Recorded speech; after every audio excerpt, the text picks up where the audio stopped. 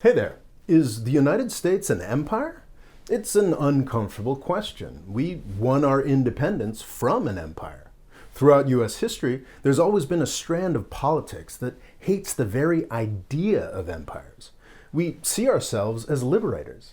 At the same time, there have always been annoying people like me who point out that we have always been more of an empire than we like to admit. The truth is that even today in 2019, the United States still operates a lot of imperial territories, lording it over millions of people who don't get to vote. Also, the continental United States itself is possibly the most successful empire in human history. All of that land, from Maine to Florida to Texas to California, is so strongly incorporated into one unit now that it's almost impossible to imagine its former owners taking it back. It took China 2,000 years to build up a similar situation in a smaller territory, and we did most of this expansion in just 200 years. All of those are great points, but I think they miss something fundamental about the nature of modern empires.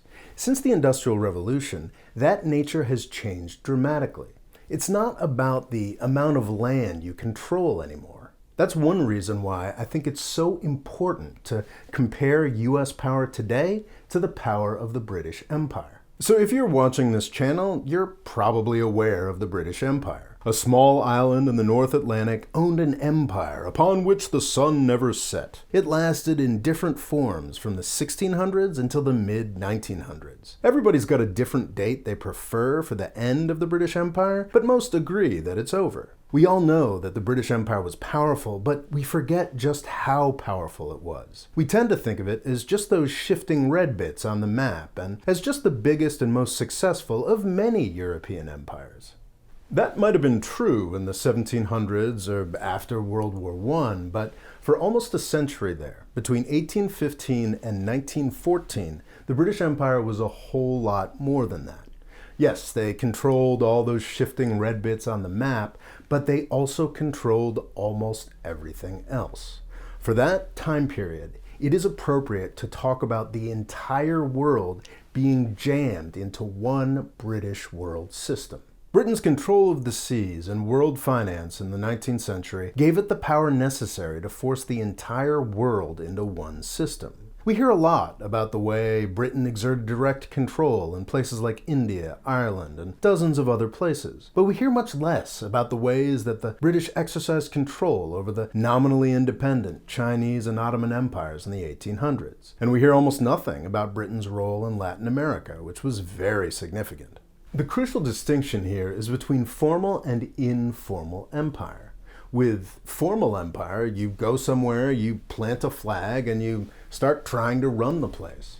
This has always been a super expensive thing to do. When the British Empire was at its most successful, it was more interested in informal empire. With this kind of empire, you let everybody keep their kings or parliaments, and then you use money or the occasional bombing run to make the world do what you want. Does that sound at all familiar to you? Like something a country we've all heard of might be doing today? The British get to write their own history in the English-speaking world, so the true extent of their power is downplayed. You may have heard of the Opium Wars, when the UK forced China to open itself to the drug trade. That wasn't a one-time thing, though. It was a series of wars involving British gunships going up Chinese rivers that culminated in the burning down of the Chinese equivalent of the Palace of Versailles. British bureaucrats controlled Chinese economic and foreign policy for well over half a century. We tend to think of the British as just slave drivers in the Caribbean, but their influence across Latin America is much wider. These countries all had their own great liberators in the 18 teens and 20s, but it was fear of the British Navy that finally got the Spanish to give up on most of their American empire. The Brits didn't do this out of generosity. They quickly dominated Latin American markets, most importantly the market for government debt. If any of these countries felt like renegotiating these terms, the British Navy was always a threat. Even the United States itself was part of Britain's informal empire. Some commentators like to imagine that Britain's history with slavery is better than ours because they banned it on their own territory a few decades earlier. But where do you think Thomas Jefferson got the money for the Louisiana Purchase? London. Who provided all the financing necessary to build the horrific machinery of the Cotton South, going as far as to issue mortgages for slaves? English bankers did. The British inaugurated a very new kind of empire. Like the Brits, the Romans controlled land on multiple continents, but they didn't also get to determine the trade policies of the Mayas while making massive agricultural investments in the Persian Empire. At its height, the British Empire owned like a third of the economies of most of its rivals. The British operated an informal imperial world system that was just as important to their power as all the little red bits on the map.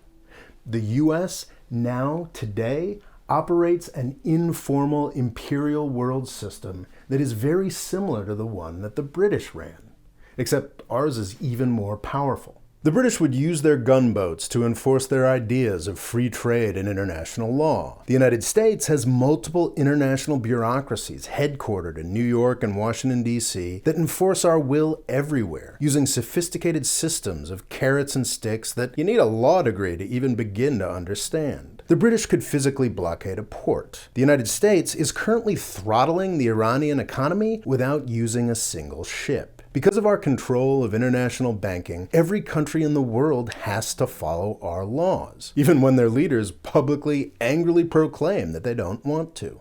It's the extraordinary strength and breadth of US informal empire that makes the United States the most powerful empire the world has ever seen. And I'm becoming convinced that we are making the same mistakes the British Empire made before us. So convinced, in fact, that I wrote a book about it. It's called Avoiding the British Empire, and it tells the story of that older empire and lays out how the United States can avoid falling as hard as they did. So please check that out and come back tomorrow when I will tell you everything you need to know about the past 270 years of world history in under 10 minutes. Thanks for watching. Please subscribe, and you can buy my book, Avoiding the British Empire, at this link in either paperback or Amazon Kindle form. Thanks.